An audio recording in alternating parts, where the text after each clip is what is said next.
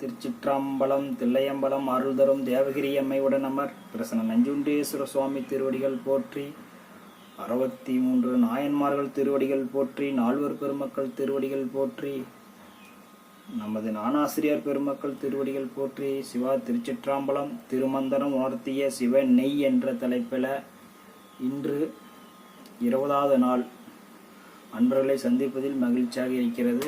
திருமந்தரம் இன்று 7வது பாடலாக,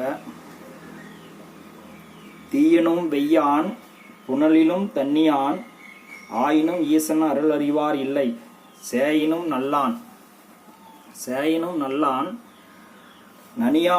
நனியவன் அன்பருக்கு தாயினும் நல்லான் தாழ் சடையானே. நாம் கும்பிட்ற சுவாமி எப்படிப்பட்ட பெருமை கூறியவர்னு அந்த பெருமையை அறியாதவங்க இந்த உலகத்தில் இருக்கிறாங்க. சுவாமி எப்படிப்பட்ட பெருமையுடையவர், அவர் எவ்வளோ கருணை உள்ளம் கொண்டவர்னு இந்த உலகத்தார் உணராமல் இருக்கிறாங்கன்னு திருமூலர் சுவாமி சொல்கிறாங்க. சுவாமி தாழ் சடையான், நீண்ட சடையுடைய எம்பெருமான். அப்படிப்பட்ட இறைவனை தாழ் சடையானே சிவன். தீயனும் வெய்யான் சுவாமி, தீயனும் தீய காட்டிலும் மிக வெண்மையாக இருப்பவன். புனலிலும் தண்ணியான் அன்பர்களுக்கு நீரை காட்டிலும் குளிர்ச்சியானவன். சுவாமி நீரை காட்டிலும் குளிர்ச்சியாக நம்ம அடியார்கள் உள்ளத்தில் இருக்கிறார் சுவாமி. அப்பொழுது நம்ம சாமி நீரை காட்டிலும் குளிர்ச்சியாக இருக்கிறார் நம்ம அன்பர்கள் உள்ளத்தில், அடியார் உள்ளத்தில், தொண்டர்கள் உள்ளத்தில். அவரை நேசிக்கிற அன்பர்களுக்கு நீரை காட்டிலும் குளிர்ச்சியாக இருக்கிறார்.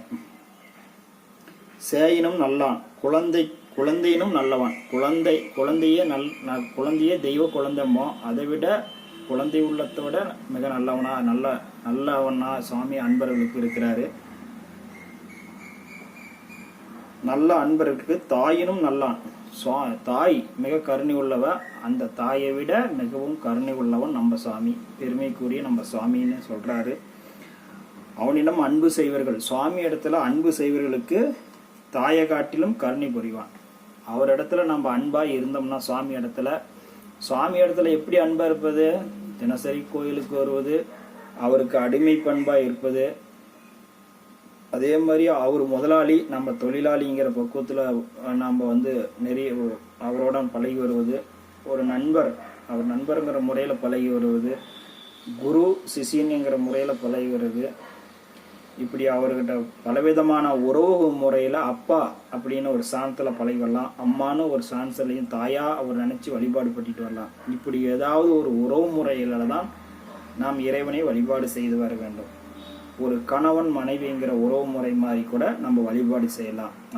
அவர் கணவர், நாம் காதலி, அப்படி இந்த ஆன்மா கூட விரும்பி வரலாம். இப்படி ஒரு உறவு முறைகளை இறைவனை நாம் வழிபாடு செய்து வருவன் நம்ம நெருக்கமாக சுவாமி கிட்ட அடைவதற்கு இருக்கும்.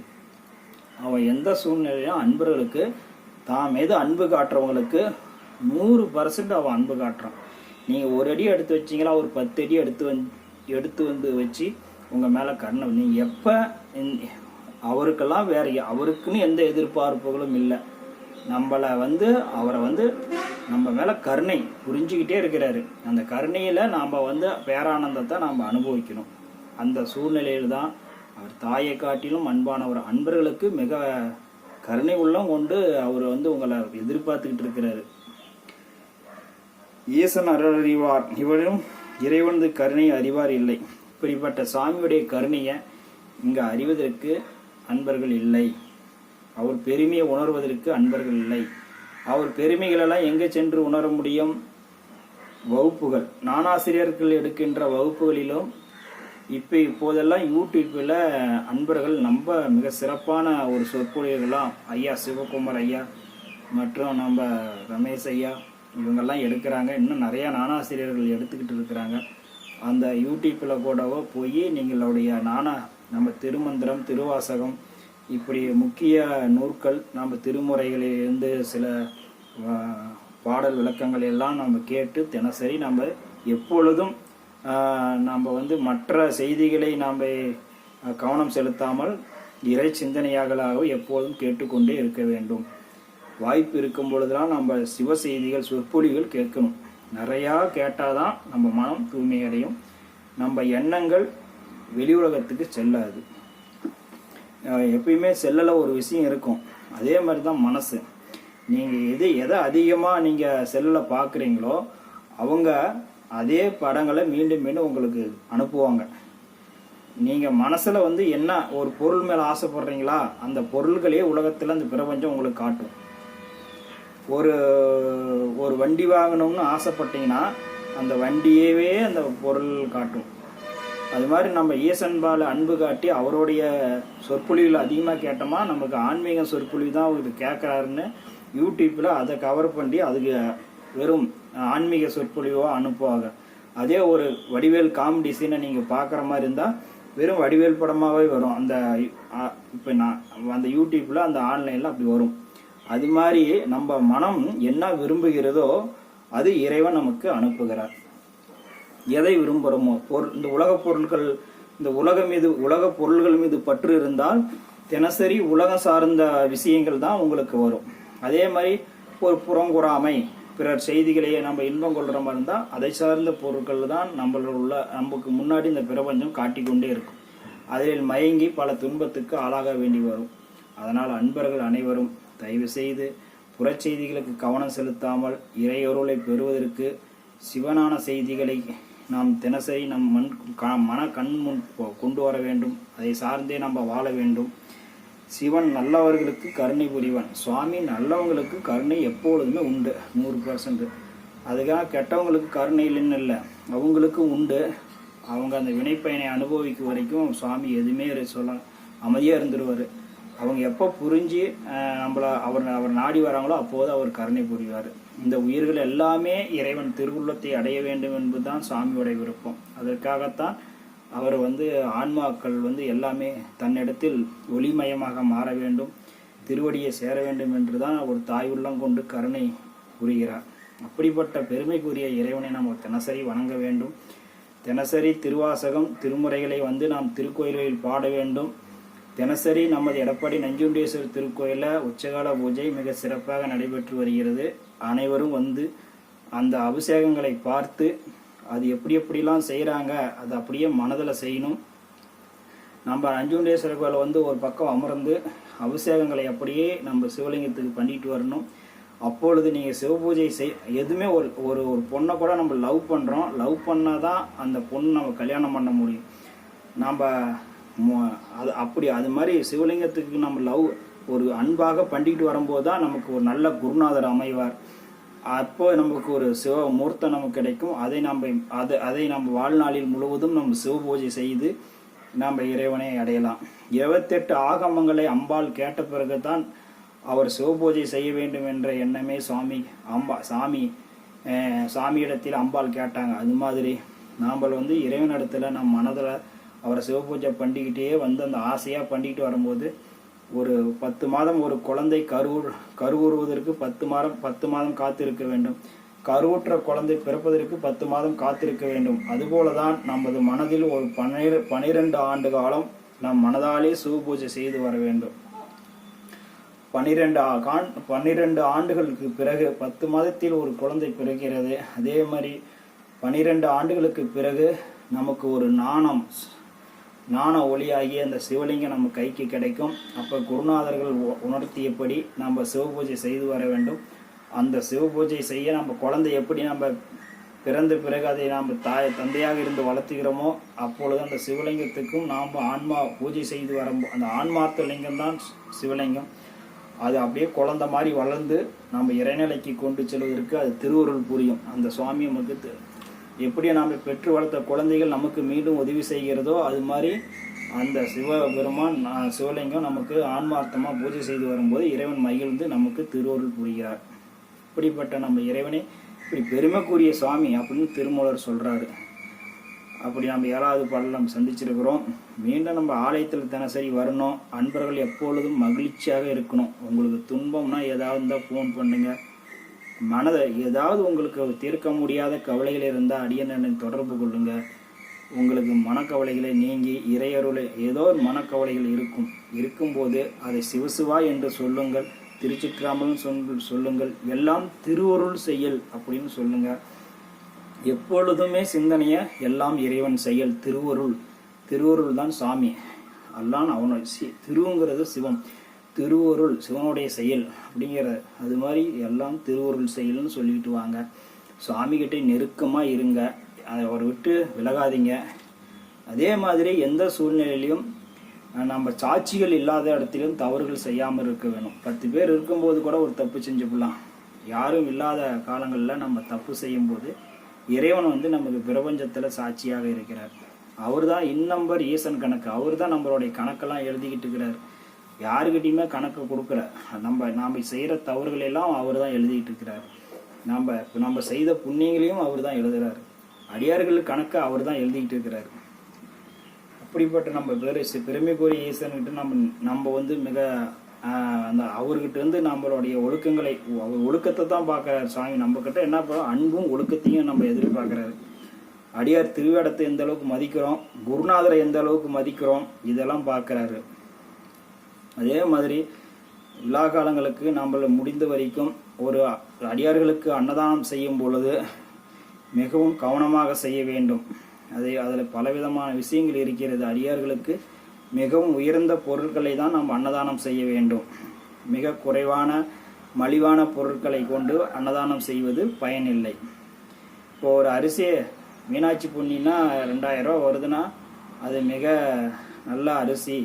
ஒரு 10 சிப்ப அரிசி நமக்கு ஒரு அடியார் பெருமக்களுக்கு அன்னம்பளிப்பு செய்வதற்காக வருதுன்னா அந்த 10 சிப்ப அரிசியில் மிகவும் நல்ல தரமான அரிசி 2000 ரூபா 1700 அரிசி தான் நாம் எடுத்து சமையல் செய்து அடியார்களுக்கு அன்னம்பளிப்பு செய்ய வேண்டும். அதே அந்த 10 சிப்ப அரிசியில் மிகவும் குறைவான விலையில் 600 ரூபா 700 ரூபா இப்படி தரமில்லாத அரிசிகள் அன்னதானம் நன்கொடையாக வந்திருக்கும். அந்த அரிசிகளை அடியார் பெருமக்களுக்கு நாம் உணவளிக்க கூடாது. மிகவும் உயர்வான நிலையில் இருக்கிற அரிசிகளை தான் நம் எண்ணங்கள் எப்பவும் உயர்வான அடியார்களுக்கு என்றால் நம் இடத்தில் இருக்கும் பொருள்களில் மிகவும் உயர்வான பொருட்களை தான் அடியார்களுக்கு நாம் செய்ய வேண்டும். நாம் மிக உயர்வான பொருட்களை நாம் எடுத்துக்கொண்டு அடியார்களுக்கு மிகவும் குறைவான மதிப்பு உள்ள பொருட்களை அவங்களுக்கு தரக்கூடாது.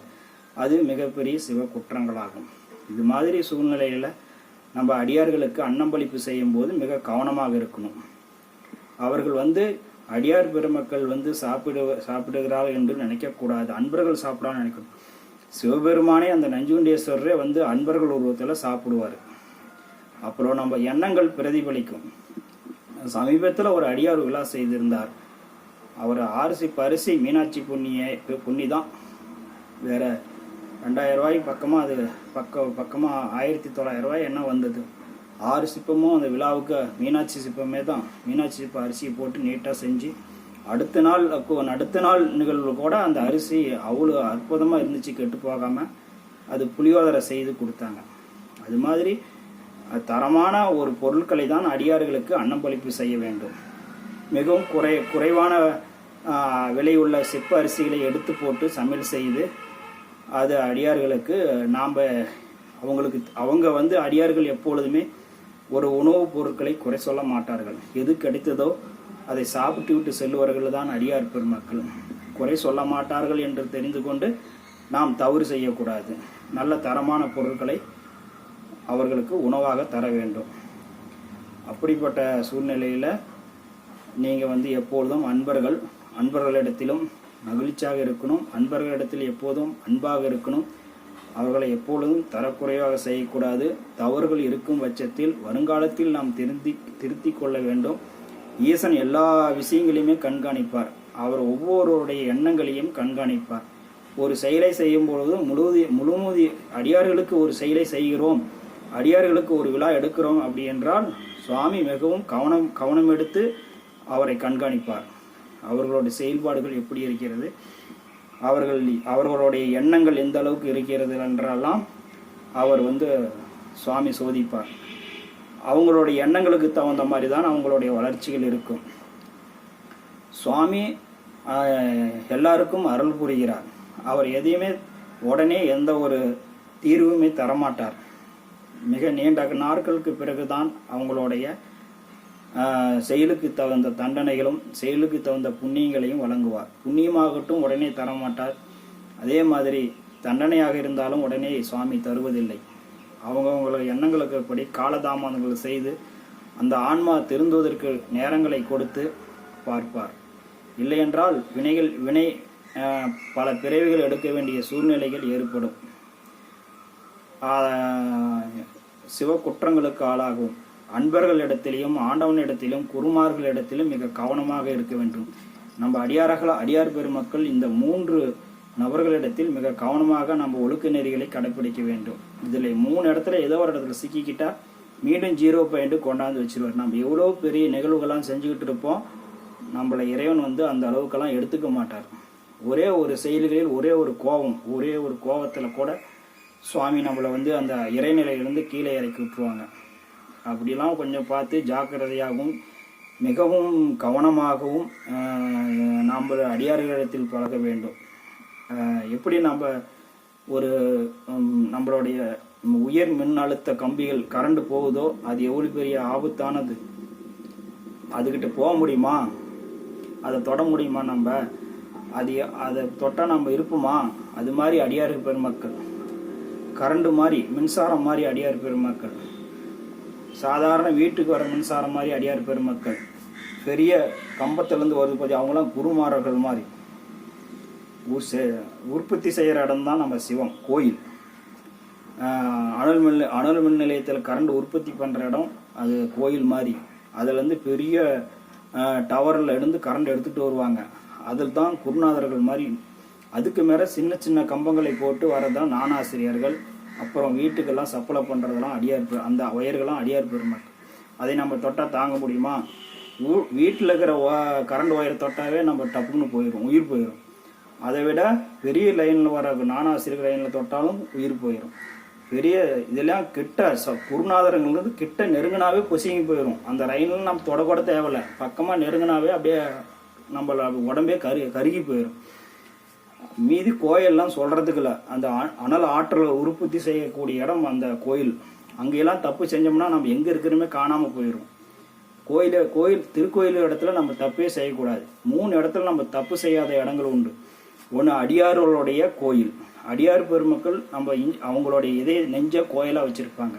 அந்த இடத்துல அடியார்கள் இடத்துல தப்பு செய்யக்கூடாது. அதே மாதிரி குருநாதர்களை கண்டால் அவர்களிடத்திலும் நாம் தப்பான எண்ணங்களையும் தப்பான முறைகளும் செயல்முறையையும் நம்ம காட்டக்கூடாது.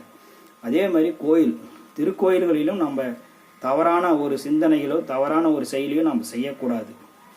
இந்த 3 இடங்களும் மிகவும் நாம் கவனமாக இருக்கணும். எப்படி நம்ம வீட்டில் கரண்ட் இருந்தால் நம்ம எவ்வளோ பாதுகாப்பாக உஷாராக இருக்கிறோமில்ல, அதே மாதிரி தான் இவங்களை அவங்க அந்த மாதிரி மின்சாரம் அந்த அளவுக்கு ஆற்றல் உடையவர்கள். மின்சாரத்தை விட மிக பயங்கரமான ஆற்றல் உடையவர்கள். பார்த்தா சாதாரணமாக இருப்பாங்க, நம்மள கூட பேசிகிட்டு இருப்பாங்க, பழகிட்டு இருப்பாங்க.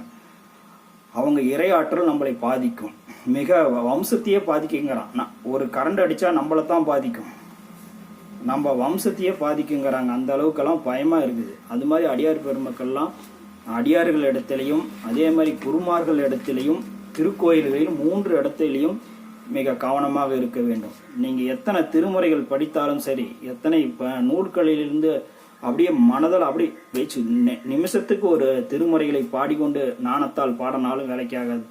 அதே மாதிரி ஒரு நிமிஷத்தில் ஒரு கேள்விகளுக்கு பதில் சொன்னாலும், சைவ சித்தாந்தர் எந்த மூலையில் எந்த இடத்துல இருந்து கேள்வி கேட்டாலும், புத்தகத்தையே பார்க்காம தரலாமா பேசினாலும், இல்லை எவ்வளோ ராகமாக மக்களை கவரும் அளவுக்கு ராகமாக திருமுறைகளை பாடினாலும், இந்த 3 இடங்களில் நீங்கள் ஒழுக்க நெறிகள் இல்லை என்றால் எல்லாமே வேஸ்ட்டு.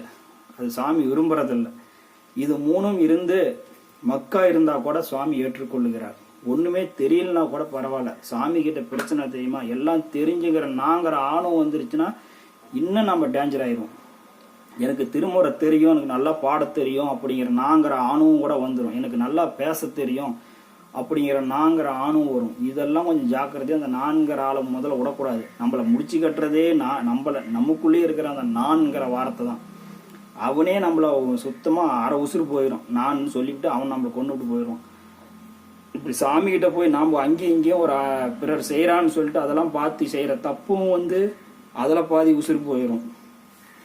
பிறர் செய்கிற தவறுகளுக்கு உடந்தையாக இருக்கும் பொழுதும் நம்ம பாதி உசிறு போயிடும். இப்படி எல்லா உசிரும் நம்ம போயிட்டு கடைசியாக மண்ணோட மண்ணாக புதைச்சி விட்டு போயிடுவாங்க நம்மளை. எல்லா இடத்துலையும் இது மிகப்பெரிய கவனமாக இருக்க வேண்டிய இடத்திலும். உலகத்தார் கோயிலுக்கே வரல, தெரியல, அவங்க அசாம் சிவசிவான்னு போயிடுவாங்க, ஒரு பிரச்சனையும் இல்லை, தப்பிச்சுக்குவாங்க. ஆனால் நாம் இறை முத்தி நிலைக்கு போகணும், அவரோட இறை திருவருளை பெறணும், அவரோட திருவடியில் அவரோட ஒளியாக கலக்கணும்னா நாம் மிக கவனமாக இருக்கணும், எந்த இடத்துலையும் கவனமாக இருக்கணும். அப்படி பயிற்சி எடுத்துக்கிட்டு வந்தால் தான் அந்த ஒழுக்க நெறியில் கடைபிடிச்சிட்டு வந்தால் நீங்கள் உங்கள் உடம்பு ஒளி உடம்பாக மாறுது. மின்சாரத்தோட அந்த மின்சாரம் ஒயரில் இன்னொரு மின்சாரத்தை அந்த மின்சாரத்தில் நாம் ஒரு பல்பாக நம்ம தயாராக இருந்தோம்னா எல்லாமே எரியுமா? நம்ம ஆன்மாவை ஒரு பழுப்பாக போட்டால் அந்த மின்சாரத்தை பயன்படுத்தி இந்த உடம்புக்குள்ளே ஒரு ஒளியாக மாறலாம்.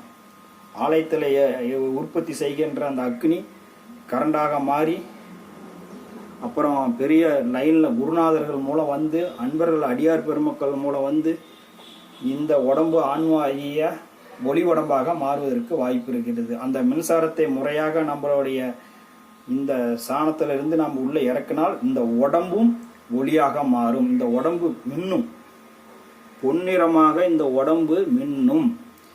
இது பெரியவங்க செஞ்ச சத்திய வாக்கு. வல்லாருக்கு இந்த உடம்பே வெளிச்சமாக பிரகாசமாக அந்த உடம்பு முழுவதும் எரிந்தது. அவர் அந்த மேலே இந்த சகசரஸ்தானத்தில் தீபம் வெளிச்சு எரிஞ்சதுனால தான் அவர் எப்பவுமே அந்த வெள்ளை ஆடைகளை பூர்த்தி அதை மறைத்து கொண்டு இருப்பார் என்று ஒரு செய்தி உண்டு. அப்படிப்பட்ட சுவாமியை நாம் அந்த மின்சாரத்தை எப்படி பயன்படுத்துகிறோமோ அதை நம்ம அந்த மின்சாரத்தை இந்த உடம்புக்கு ஒளி உடம்பாக மாற்றுவதற்கு திருக்கோயில் வழிபாட்டையும் இதே மாதிரி அடியார் பெருமக்கள் குருநாதர்கள் வழிபாட்டு முறைகளிலும் நம்ம அன்பர்கள் வழிபாட்டு முறைகளிலும் நம்ம கடைபிடித்து இந்த உடல்ங்கிற ஒரு பழுப்பை ஒளி உடம்பாக மாற்ற வேண்டும் என்று சொல்லிக்கொண்டு மீண்டும் அடுத்த வகுப்பில் சந்திக்கலாம். எப்பொழுதும் கவனமாக இருக்கணும். சிவா திருச்சிற்றம்பலம். அன்பர்கள் எப்பொழுதும் மகிழ்ச்சியாக இருங்கள். வருங்கால பாடல்களில் விளக்கமாக சந்திப்போம். சிவா திருச்சிற்றம்பலம்.